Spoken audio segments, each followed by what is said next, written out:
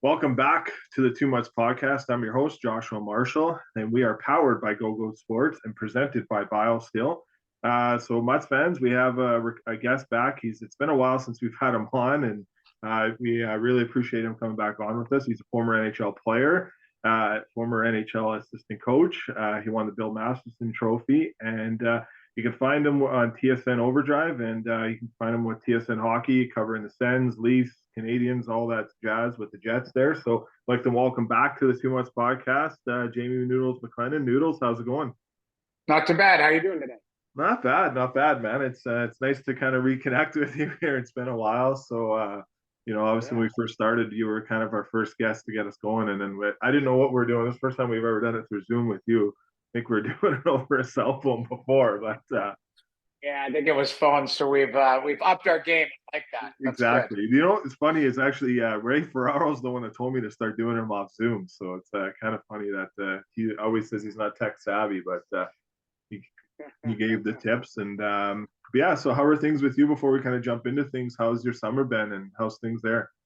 Oh, good. Oh, good. I was actually in Edmonton over the weekend with some family and had to fly back late last night. And then, a couple family trips and boys trips and all that fun stuff. But you blink and all of a sudden it's August, and then we're be back to work in September. So it was a long it was a long season last year because it was kind of like the first full season back after COVID, and you had some some weird timings. But this one felt like it was a year and a half long that season, but got through it and now reset and recharged and get ready for a new season and a lot of changes. So I'm looking forward to it. Yeah, no, same here. Speaking of changes, we'll get to our NHL report sponsored by Sheena Boychuk. So Kyle Dubas makes a big trade here, Noodles, and I think it's a pretty good one too, in my opinion. But your kind of thoughts on Erik Karlsson, and the big name has finally moved and he goes to the Penguins. What's your thoughts on this move here?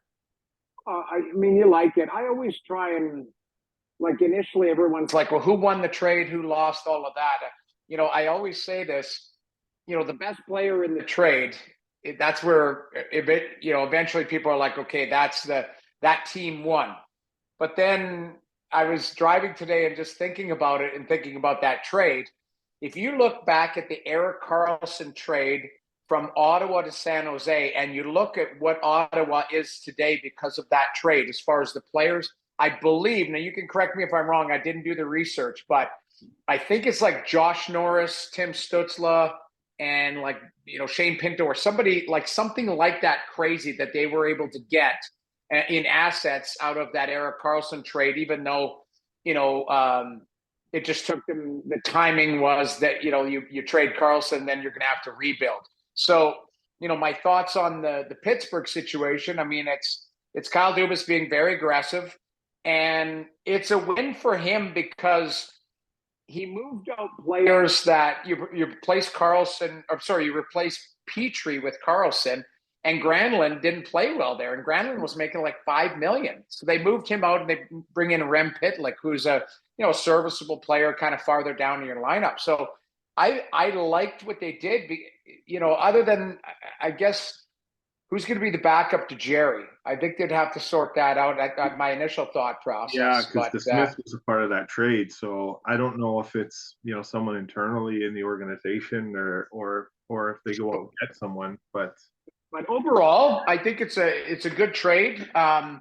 People are kind of taking shots at San Jose, going, "Geez, they didn't get much for the Norris Trophy winner," all of that type of stuff. But what they did get is cap relief too. They don't have Erik Karlsson for 4 more years, and when you're trying to rebuild and having a guy at $11.5 million, so I think you're looking at a lot of moving parts. But draft picks. Players on either expiring contracts that you can turn right away, that's what Mike Greer would be able to do. And Montreal has been, they're very crafty. They're grabbing players. They're using their kind of leverage to and to be like the third team on a couple trades. I think they've been very smart through it. Also, be interesting to see where Montreal kind of lands in the next. I don't think they're a playoff team next year, but I think they're starting to build, and we're going to blink and they're going to be a really good team because they've got some good young players and they're starting to, draft and develop and maybe cycle through. So, but overall, I like the trade, and I like big trades in the NHL. And obviously, Kyle Dubas not shy to be aggressive. Yeah. So the Penguins backup, I just looked, Noodles. It's Nedeljkovic, Alex Nedeljkovic. That's so right. yeah, That's so he right. got the one. I did see that. Yeah. The 1 year, 1.5 million is the deal. So he kind of had hit lightning in a bottle with the Canes organization in a way, and it didn't really go as well planned as when he was with the Red Wings. Do you think he can rebound and kind of find his form again? I do, because I think he's a talented goaltender. He gets to Detroit, and he just never, they were in a rebuild, so a lot of times goaltenders don't look good in a rebuild because they kind of get hung out to dry. They waived him. They put him in the minors. He might have needed a little bit of a reset, but again, he doesn't have to be the guy there. He can be the guy behind Jerry. So yeah. I think, Pittsburgh, in the short time that Kyle has taken over, he's kind of revamped what that team looks like. But, in the end, Sidney Crosby, I think, turned 36 today. Correct. You and I are talking. So then you've got him and Gino and Letang. They're all 36 and 38. And then you've got Carlson, who's 33. So, a very aging team, but, still star power. I think they will be one of the more fascinating teams to watch this year, just based on a lot of the moves. Yeah. And, Kyle going in there and then now taking the GM position, obviously went in as president of hockey operations. And the other day they announced he'll be the GM, which I think we all talked about. Even on OverDrive, you guys were talking about that too. That was kind of the foreseeable future there, and then see what happens. Yeah, I don't think that was to me, when he left Toronto or whatever happened there, he got fired, all of that. But he was going to land in Pittsburgh and he was going to be the GM president or whatever the role was going to be. Him even saying, well, I'm going to interview candidates.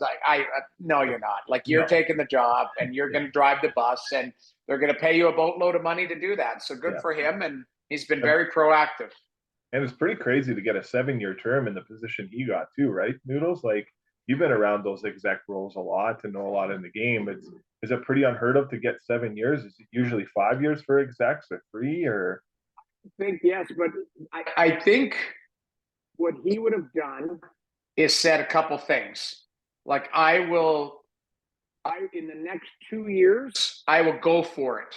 And then I'm going to have a 5-year reset because the cupboards are going to be bare. You're going to have to turn over, guys like Gino and Letang and see where Crosby's at, all of that type of stuff. So I would think that they believe their window is literally 2 years. Yeah. So he probably said to me, give me 2 years and I'll go all in with Crosby and crew, but I'm going to need 5 years on the back end of that to kind of clean up the mess that I've had to, either they feel that Hexie made or the mess that he's they got no draft picks. He's still giving them away and stuff. So they're going to take them 5 years to kind of get back and a reset, retool. So that 7-year term kind of makes sense based on, the logic that I'm trying to lay out. I might be wrong. They might have just said, you're right. But I just think it makes sense that they probably have a window here of 2 years to try and not only be a playoff team, but try one more kick at the can with that group. And then they'll have to break up that group. Yeah. All right, so let's move over to our Edmonton Oilers report, sponsored by Shadified. Our buddy Mo takes care of your buddy Struds. They sponsor us here. So if they can make Struds look good, they can make anyone look good. Isn't that right, Noodles? We love Mo. We love Mo. Yes, we do, yeah. That way Struddy doesn't have to wear a hat for a living. Poor guy. So. Exactly. I know every time I go there to get my haircut, they always ask me to get you in there. So I don't know when next time you're here. I should have gone. I just got a haircut recently, but I'll need Mo to take care of me. Yeah, for sure. They'll definitely look after you there. But your thoughts on kind of the deal that Ryan McLeod gets? Evan Bouchard's not up yet, but we'll get to him in a second. But Ryan McLeod, gets a 2-year term at $2.1 million. Is that kind of in the wheelhouse that you thought he was going to get at? I know Ryan Rashaw, a colleague of yours, let's listen to his podcast with Struds too. They were kind of talking about maybe the lack of hits with McLeod. Where are you at with that? Do you think you want to see some more intensity with him? Yeah, I just like to see, what he is with the complete product of confidence. he seems like, I've seen him off the ice, like he seems like a bit of a slight guy. I'd like to see a couple, good summers of training. And to me, this deal is the bridge deal that goes, okay, show me what you are as an NHLer. Because I think we all believe he's an NHLer. He's got tremendous speed. I'd like to see more finish in his game. I'd like to see him get to the inside of the ice where I think he's a little bit perimeter. But again, a lot of that is, feel like, okay, what can I get away with? How much confidence am I going to have with the puck to hold on to it, or am I going to make a play? I just think a lot of that. And if the light goes on for him, and what I mean by that, like, would this be his third year? Or Yes. I think Yeah. I felt personally, but my third year pro, I kind of felt like, okay, I kind of know the deal. Your first year, you're just overwhelmed. Your second year, it kind of, that sophomore slump, but you're still trying to find your way. Your third year, usually it's like, okay, I know the rinks. I know what's expected. I know I want to push myself. And you've got a couple of summers of good working out underneath your belt. So all of a sudden you might have a little bit more, I don't know, lack of better words, man strength to him and feel better. If he comes into camp 10 pounds heavier, or just a little bit more confident from a physicality standpoint, because he doesn't need to run people over, but he needs to know that if he's going to go into an area to get the puck, that he could absorb a hit and give one or win those loose puck battles. That's what I'd like to see out of him. And I think his game will get a little bit more aggressive with that as you become more comfortable in your own skin. So I like him as a player, and I think that number is fair on a show me couple years of like, hey, if I can go and score 20 and be a guy that, is your we'll call it third line center, and can go up and down the lineup if they need to push him. I like him on the penalty kill. I know Jay trusts him on the penalty kill too sometimes. So I think it's a scenario where it's good for both camps. He's going to make some money, but not probably a long-term lockup, RFA deals. But it's the right play for both sides for me. Yeah, it's very well said.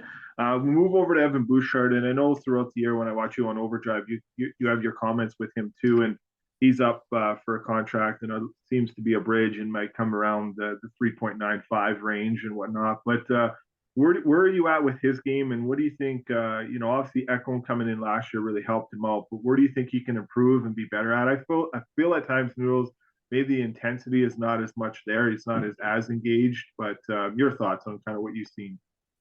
Yeah, I mean, thank God for Ekholm, because I think Ekholm is a guy that is able to kind of stabilize his game.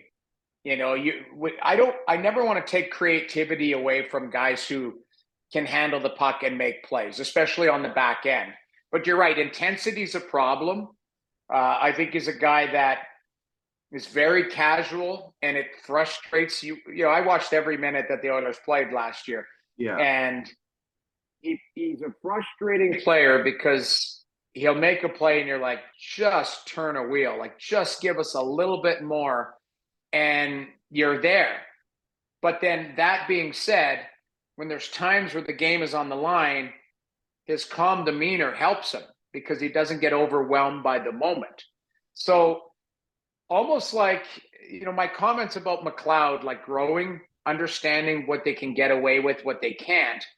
I'd like to see him take another step physical, like being stronger, but also that first couple steps of his game, like the speed. McLeod, I don't worry about the speed because he can just skate for days. Yeah. With Bouchard, you have to be able to be fast enough to go back and get that puck and make a play with it. And I feel like there's some times where he's very casual, where it's like your game has to have more speed, then you can slow it down. So speed to get the puck, and then I can slow down and make a play. But if you're slow to get it, now you've got coverage on you, and now you're forcing it. So I'd like to see a little bit more intensity and speed in his game that allows him to slow it down when he does have the puck. But I think he has a tremendous offensive skill set. I like the fact that Ken Holland, I thought he was bullish on him, because he could have easily went and got John Klingberg at the deadline last year for pennies on the dollar and said, we're moving Barry out. Let's put Klingberg in there. and he can run our power play.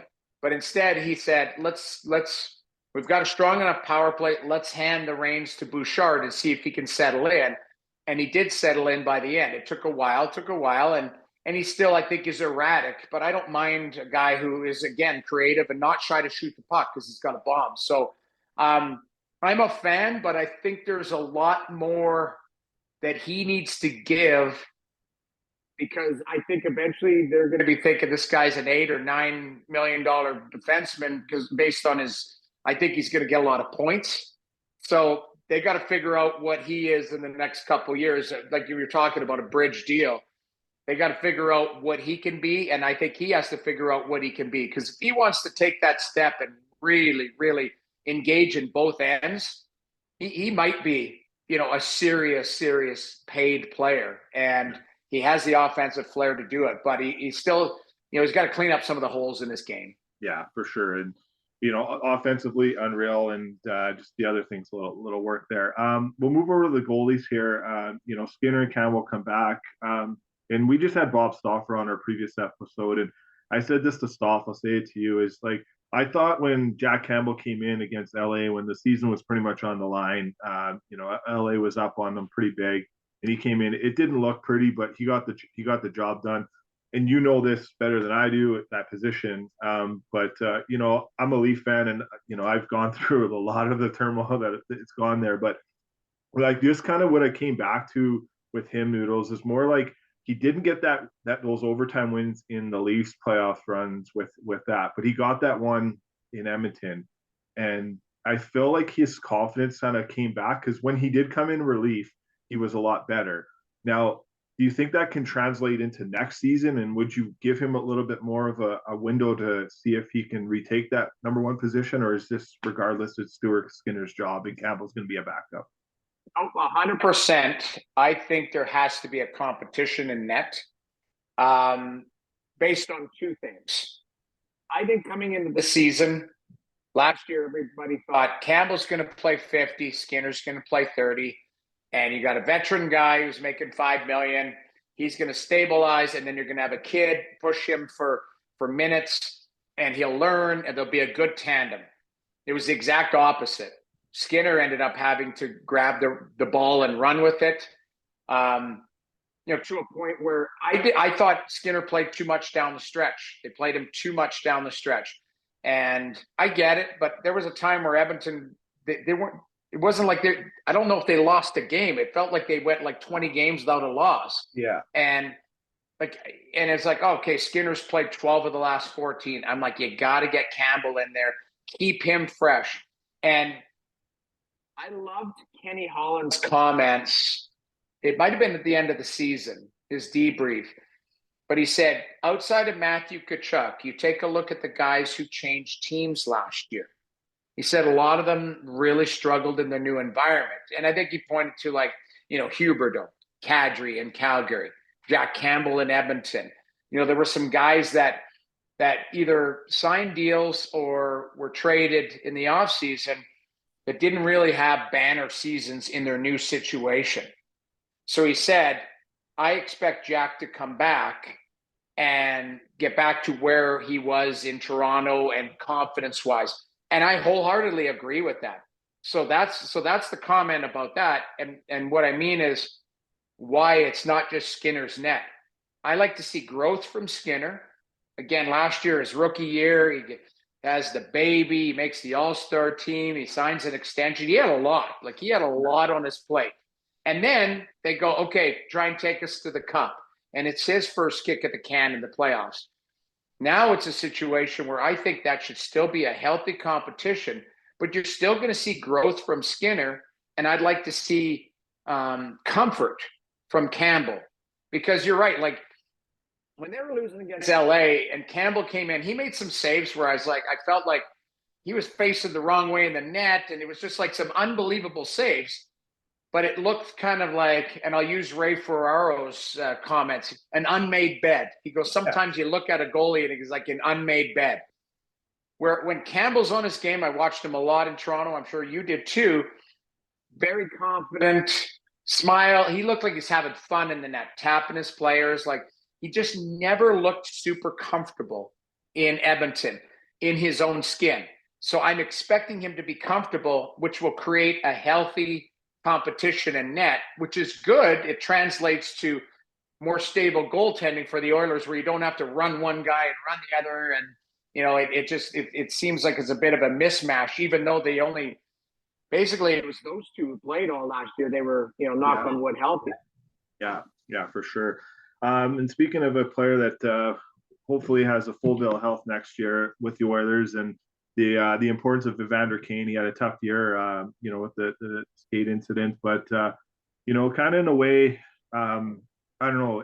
I don't know how to say it in the right terms. It's the blessing and whatnot, but I know the fact of him being hurt, kind of, at least from afar, it looked like he was able to kind of connect with the community here in Edmonton, and kind of what he's meant to you from afar, of what he's done for the Oilers on the ice, and then the impact he's made off the ice, and the special connection that he's had with some of the kids that are unfortunately sick and going through that they're going through it. I think it's pretty cool that he's been able to kind of do that, and he's obviously around a good people, good organization, and not saying he wasn't before.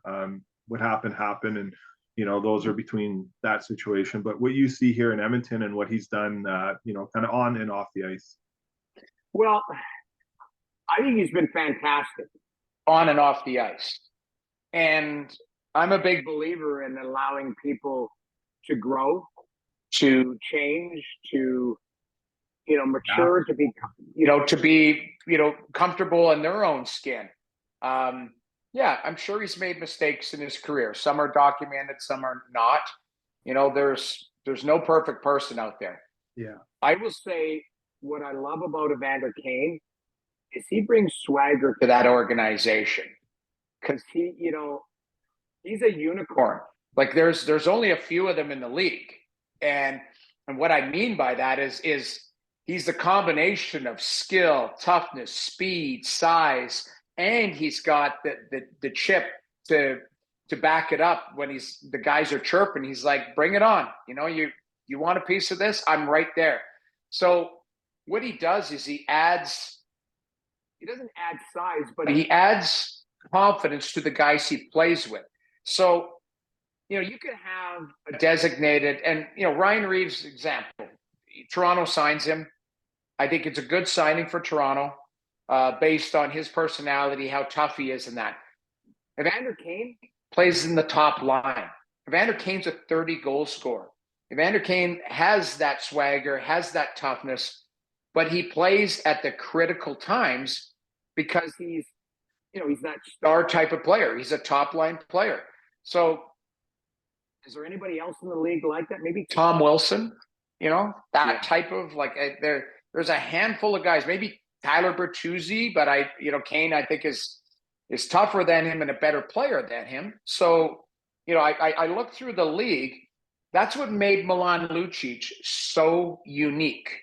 When he was in his prime, it's like, this guy's scoring 30. He's beating everybody up. He's a monster. I was just texting with him, actually. He's a good buddy of mine. Yeah. But and you know him. But it just, that's what made him so unique in the league, is it just the way that he played. He created space. He created confidence for his teammates. Evander does that for the Oilers. And I think he does that, the embracing the off-ice stuff and being accepted, or him embracing the community loving him. It just adds to his value. And we all knew he wasn't 100% in the playoffs. He gave everything he could. Like, he's still, I didn't know what the injury was, but you could tell he was just fighting to get on the ice. And you get a healthy Evander Kane, you add in Connor Brown, you get the progression of some younger guys like the Ryan McLeods, and then you add in the guys that still are amazing. That's why the Edmonton Oilers should have hopes and big expectations this season. Yeah, for sure. So we'll move on to the Leafs real quick. Obviously, great take on that there with Evander Kane, and find a person in this world that's perfect, that hasn't made mistakes, and what he's doing, I think, is pretty cool. We posted something on our podcast account on Instagram today, and it's getting a lot of love. And I just seeing people like that giving back, and what I like I say too, like the best people in the world that I've met, and it's part of my life, is hockey players, and that's you and many others, and you just talked about Luch too. But we'll talk about a good person too, very well, and that's Brad Treliving. He comes to Toronto. Thoughts on what he's done so far, and is there any concern that Matthews, Nylander aren't signed yet, Noodles, as we sit here on the 7th of August? Well, there's concern. As a Leaf fan, I'm nervous. Well, that's what I was just going to say. I should probably ask you because you listen to the show. The fans they're the ones who are slightly nervous. But I'll be honest. I think Tree is a guy who is very well versed in this league. And what I mean by that is everything you hear about Brad Treliving is that this guy leaves no stone unturned. He's always on his phone. He's always working the lines. He always knows what the marketplace is for certain players, who's available, who's not. The joke from some of the insiders is like Tree is in on everything. He has been for his whole career as a GM. Well, I think that's a good sign for a manager to understand, okay, there's a player available. What's it going to take? I don't even know if I want him on my team, but there's a comparable that I've got to look at. And to me, Tree is a busy manager, but it's busy with a purpose. So I'm not privy to the behind the scenes information, but I would be shocked if Brad Treliving didn't have a plan going, I know Matthews wants this or is going to get this. I know where I think Nylander is going to fall. But like you said, as we're sitting here August 7th, I know the fan base has a little bit of stress, but those players have contracts and they're going to play next year. Yeah. And the team that he's assembled, the D for me, I don't know what else he could have done, but I just, the D is, I think it's adequate. Like, still has a couple question marks, but they've got a top 9 there. If you put Nyes in there and then Bertuzzi and Domi, wherever you think Domi, if Domi's your third line center or if he's on the left side, they got a top 9 there that is as good as anybody's in the league, right? And that's the league is, I've always thought Edmonton had tremendous depth up front. As far as some of the players that are starting to fall into shape, the Ryan McLeods. Yeah. I think Toronto's got that. Carolina. There's some teams that have that offensive depth, but I think Tree's done a good job, but he's not done. And I'll say this to you: let's see what team they ice October, whatever it is. What's the first day of the season? 13th or something like that. I think for them, they're. Are they the 9th? I believe. So yeah, it's like the Wednesday before. Yeah, I think it's whatever it is. It's like it's kind of weird because I think the American teams open up and then it's pretty rare that you got Calgary plays at late game and then the Edmonton Vancouver play late game and I think it's Toronto and Montreal as they usually start. Yeah, and that's the thing too is I read a quote from Kyle Dubas today saying, we're going to probably carry 22 players, and they've got more than that for battling for positions. He goes, we're going to use waivers as our, be aggressive on waivers. So he might waive somebody who's making more money than you think and all that. And I wouldn't surprise me you have that type of movement before teams get settled. Tree will be in on everything. So I think Tree's done a really good job. Keep in mind, it was a tough situation. You get hired. Yes. End of the season. And by the way, Nylander and Matthews need a new contract, and you've got 10 expiring contracts that you got to deal with. And you got a fan base that has uncertainty, that's pissed off that they lost in, 5 games to Florida when everyone thought they were going to just march to the cup because they got past Tampa. So there's this weird angst around here about the team.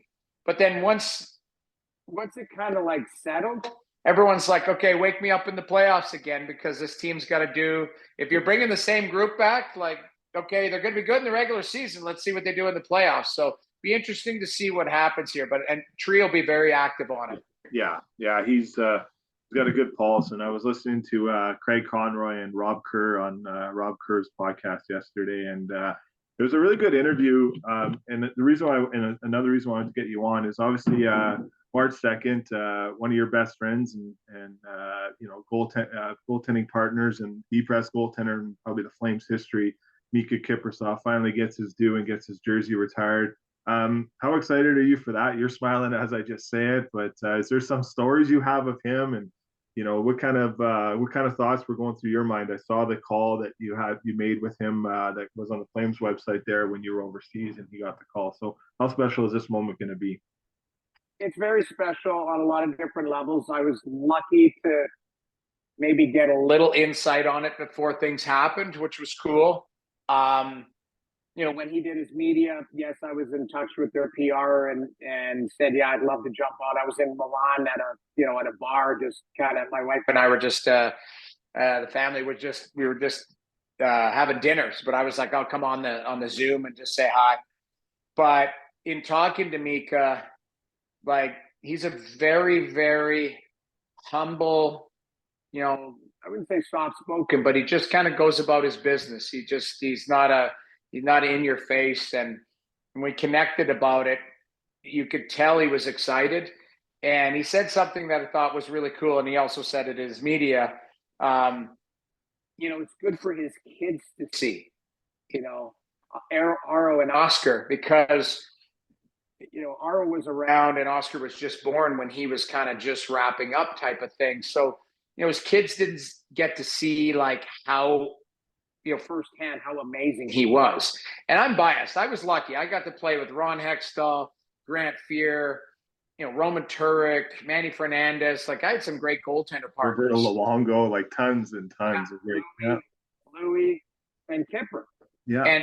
And Kipper is one of the most talented goaltenders I've ever seen in my life. I think he's a Hall of Famer, but again, I can't vote because I'm too biased. But he was that special of a player. And I think March 2nd is going to be amazing. He's a guy that it'll be overwhelming for him. But,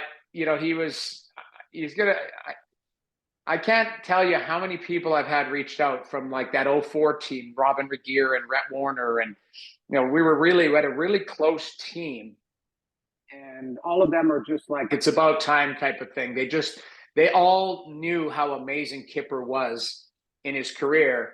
And they just, they're so excited. So around that time, obviously I'll be in Calgary, and I'm not sure how involved I'll be, but I would love to be involved in any way if he wants me to. But we've had a couple chats and a few texts since then. And it's awesome. And the Flames, this is really, really cool that the Flames did it, chose to do it for Mika this year. And they're trying to include as many people in it at the process. And it also helps that, you got Craig Conroy as the manager. You got Iggy now that's involved in the organization. Those were two guys that were, around and played with Kipper and knew how amazing he was too. Yeah. The direction of the Flames here with those two, with Connie and Iggy there. And I was listening to that interview again, I was referring to, and it was funny because Connie just goes, he's like, as soon as you give Jerome a little bit of taste, he's into it. He's like, there's like 20 things he's involved in, and him very well. He's your best friend. And I had the pleasure of meeting him in January at the John Reed Memorial Tournament in St. Albert here. And just a stand-up person, but even Connie too, just from what I know and what I've heard and what I've seen, and I think the organization's in a good direction, and that's no slight to what Brad's done. Brad did an amazing job the 9 years he was there, but the direction that this organization is going to go, because I know it means a lot to you. It means a lot to me because we've had 5 current players from that team on this podcast, and they're very easy to deal with, and I think Peter Hanlon's the best guy in the NHL. I don't think he gets enough cred, but your thoughts with the Flames and where things are going there? Yeah, I mean, again, I'm slightly biased because Peter Hanlon's the godfather of my son. So yes, Pete's the best, and everybody knows it. He's got a reputation throughout the league. But you know what? When I think of Calgary, here's a couple things. You're right. I think Tree left him in a good position based on some of the hands he was dealt last summer. And I think he'll be better this year just by the players showing up, because I think Markstrom will have a better year. I think Rasmus Anderson will have a better year. Unfortunately, got hit by a car last year, which is, that's going to derail anything. Correct. my understanding, Nazem Kadri he had a short off season. So all of a sudden Nazem Kadri is going to be in great shape, raring to roll. Jonathan Huberdeau, I saw a thing on the website the other day saying he's excited, he's invigorated, he wants to, prove everybody kind of wrong, the people who were hard on him. Well, I named off too many players that had off seasons. So for all of that to happen last year, and then you add in that, Daryl didn't have his greatest season. And, it was just, I think it was just everything that could have gone wrong, went wrong, unfortunately. And they end up missing the playoffs. Keep in mind, I think there was a stat. They lost, was it 18 points in overtime or shootout? Like it was Correct, like 18 single. Even half of them. You can pick up 9, pick up 7. Like you're in the playoffs. So you look at all those things, and it's almost like a reset and go, just that team's a good team. Now, Michael Backlund's got to get sorted out. Lindholm's got to get sorted out. Hannafin. But all of those guys are under contract. Same as Matthews and Nylander we were talking about.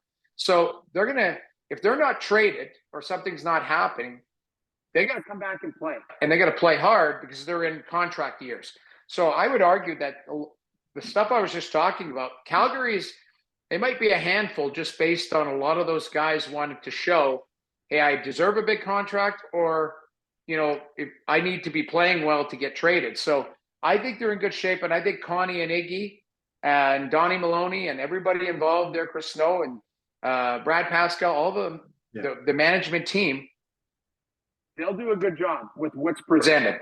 But they'll have to make some tough decisions too. That's the other thing. If you don't get extensions on those guys and you're heading into the trade deadline and you don't have a decision on Lindholm, on Hannafin, Backlund, you're going to have to make some tough decisions. So, I think Connie's the right guy to take over, and I think Iggy's going to be right there riding shotgun with him. So I think the organization's in really good hands. Yeah, for sure. I know you got a huge pulse of the league, and obviously the Tyler Toffoli trade was, and even Connie said it. I think his daughter Taylor was just texting him like, "You're getting killed online, Dad," and obviously you can't read that stuff, but he's just like, "I'm gonna get killed all the time." But Egan Cherigovich comes back the other way for Toffoli. I like this guy as a player, but what do you like about him? Which have you seen? I know you do a lot of games out east too, and what have you seen up close and personal? Because it's going to be a big year for him. It will be, and the thing is two things I need to. First of all, I need to learn how to pronounce his name properly, because I know I've just chewed on it a few times when I call those New Jersey games, right? So you just when you're a color guy and you're do you go first name first, or do you go last name? If you go last name, so I'll ask, like, if I'm working with Gord Miller, I'd be like, what does he want to go by, or whatever. Yeah. But you're praying that this guy doesn't get a hat trick, and you're having to go, okay, like, so you hope that he does nothing all night, so you don't even have to mention his name. But so I joke about that, but when I saw the trade, the one thing that sticks out for me in watching him in New Jersey, he's got a big shot. Really big shot, a heavy shot. And my understanding from the analytics standpoint is that he didn't get a lot of opportunity offensively, like power play, stuff like that. And he's been, I believe, a 20 goal scorer, close to it. I think he was a 25 goal scorer a couple of years ago. Yeah. So let's just say you can get him back to 25 goals. Toffoli had a career year last year at 34. Yeah. Like, you're only looking for 9 more goals, and you're expecting Kadri and Huberdeau and them to have different. Lindholm had an off season statistically. Like, I think what you're trying to do is spread the scoring out. So if you can get him to 25 or more, I think you've come out ahead, because he kills penalties. I think he's a faster player. And that's no slight on Toffoli. I think Toffoli will be a nice fit in Jersey, but it's just, I think what you're trying to do on the fly is get younger, get quicker, kind of infuse that youth and try and keep that goal total right there. And that's what Connie did. Everything's a calculated risk, but when you separate emotion from it, that's kind of the first thing I thought about is really this guy's best year is 25, 26, and Toffoli's best year is 34, and it was last year. Is Toffoli going to do that again, or is he going to have regress back into the 20s, and maybe this guy comes up and is in the 20s, so it's not that far apart. You're replacing those goals with just a different dynamic of a player. That's what I thought initially. Yeah. And I think like what Connie talked about too is maybe getting Sharangovich more power play time because he didn't get that in New Jersey. So right, you know what that means. So you're going to get some sugar points there in that aspect. Yeah. So let's finish up on some fun stuff. We did this with Stauffer. It was a big hit with our fans, and you're a big chicken fingers guy like I am, from what I understand. So the best chicken fingers in the world or the best chicken fingers in Edmonton? Maybe Edmonton. We'll go Edmonton. Well, yeah, I'm a Boston pizza guy.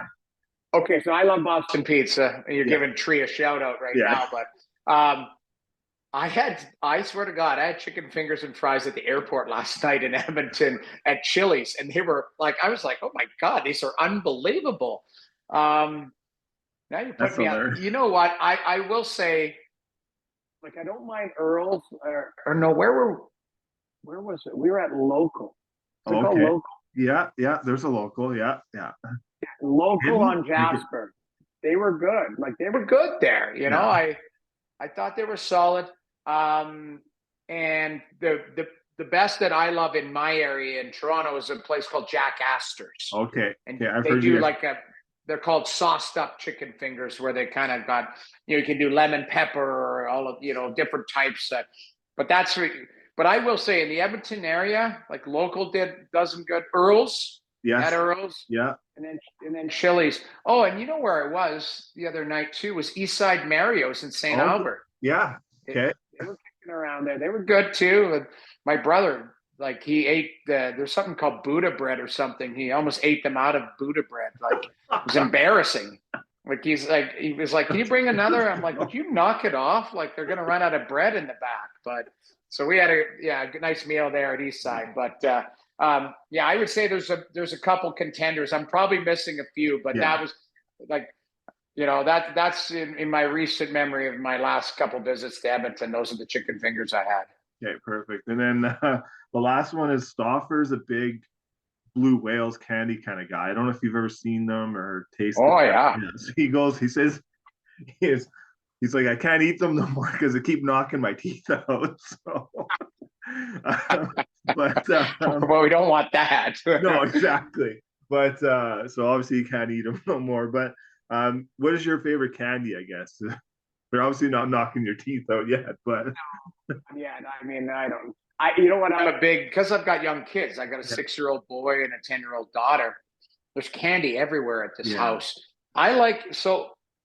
Crazy enough, Werther's has the soft one, not the hard candy, the soft one. They're like caramel with vanilla in the middle. So I buy those, and the kids, like, that's a treat. When I pick the kids up from school, I'll bring them a treat. I bring them like those. I really enjoy those. Those lint balls, like LID. Yeah, I think I know what you're talking about. Yeah, chocolate balls, and they come in like the. I honest to God, if you have 1 minute, I'll show you. I got. It's embarrassing. Actually, I'll walk you into your listeners and viewers can see how embarrassing this is. But I've got behind the scenes with Noodles. We've got a chip thing down there. Nice chips. And then this is bad though. I wonder if it's going to be like mine. Junk drawer. The Noodles. The junk drawer. Yeah. Okay, so there we go. So that's like me. These. Yeah. Hey, get out of there. These things. Yeah, those are unreal. Lindell, I think, right? I think is the name of those. Exactly. Hi, buddy. Yeah. Little man. But perfect. Yeah, so that's the unfortunately there's a chocolate drawer in there, and we eat them all the time. But those are my treats. So I don't have the blue fish, although when I played, they're called jujubes, right? Yes. Like the jujubes or whatever, jujubes. So I the flight attendant always had a little cup of jujubes sitting in my my seat when we get on the plane after a game. That's awesome. So Yeah. I love the orange jujubes, or jujubes, I think they're called. Exactly. So, anyways, but well, that's a good way to end it, Noodles. Thanks again. You know, I can't thank you enough. You know, you kind of got us started here when you first came on with us. It's going to be 5 years next month, actually. So, you know, so it's time flies by. You know, I know we've exchanged some texts and stuff like that of what you've done for me and, you know, all that stuff. And you opened up the door for this podcast in many great ways. And you not only helped my mental health, but the great mental health of our great listeners. And I love when I'm on my 7 days off from my schedule, coming home and sitting there 2 to 5 watching you, Hayes and the O Dog, and just it's a great show. And again, thank you for everything you've done for us. It means a lot. Well, appreciate it. Thanks for having me back on, and yeah, we'll stay in touch, and we'll do it again soon. Yes, for sure. Thanks, News. We'll chat then.